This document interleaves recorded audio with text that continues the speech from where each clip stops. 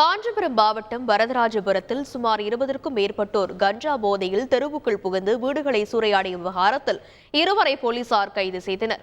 காஞ்சிபுரம் மாவட்டம் வரதராஜபுரத்தைச் சேர்ந்தவர் சூரியகாந்தி. கஞ்சா வியாபாரியான இவர் கஞ்சா விற்பதில் ஏற்பட்ட தகராறில் விக்னேஷ் என்பவரை கடந்த மாதம் கொலை செய்தார். இந்த வழக்கில் சூரியகாந்தி உட்பட 3 கைது செய்யப்பட்டு சிறையில் அடைக்கப்பட்டனர். இந்த கொலை சம்பவத்தால் விக்னேஷின் கூட்டாளியும் கஞ்சா வியாபாரியுமான தீபக் என்பவர் ஆத்திரத்தில் இருந்திருக்கிறார். இந்நிலையில் கஞ்சா போதையில் சுமார் 20க்கும் மேற்பட்டோருடன் சேர்ந்து வரதராஜபுரம் பகுதிக்குள் நுழைந்த அவர் கண்ணில் தென்பட்டவர்களை எல்லாம் தாக்கி வீடுகளை சூறையாடியது பரபரப்பை ஏற்படுத்தியது. இதில் அப்பகுதியைச் சேர்ந்த அதிமுக நிர்வாகி சம்பத்குமார் என்பவரின் வீட்டையும் கும்பல் சூறையாடியது.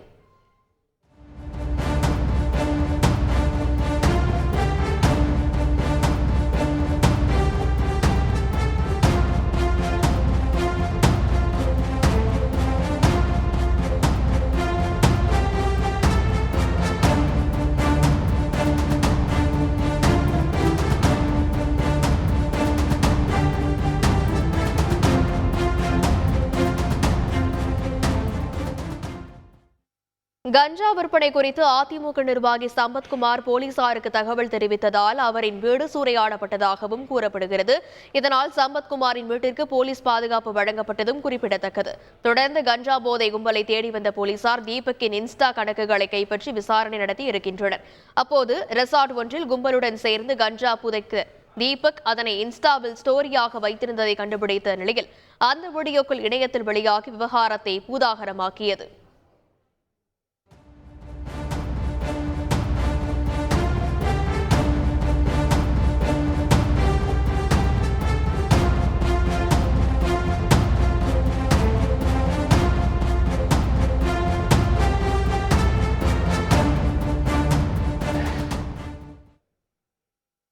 விசாரணையில் ஆந்திராவில் இருந்து கஞ்சாவை கடத்தி வந்த தீபக் அதனை தாம்பரம் மற்றும் சுற்றுவட்டார பகுதிகளில் உள்ள இளைஞர்களுக்கு விற்று வந்ததை போலீசார் கண்டுபிடித்தனர்.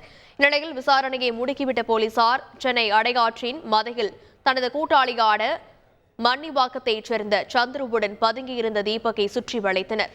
இதில் போலீசாரிடமிருந்து தப்பிக்க முயன்ற இருவரும் மதையில் இருந்து கீழே குதித்ததில் கை கால் எலும்பு முறிந்ததாக போலீசார் தெரிவித்துள்ளனர்.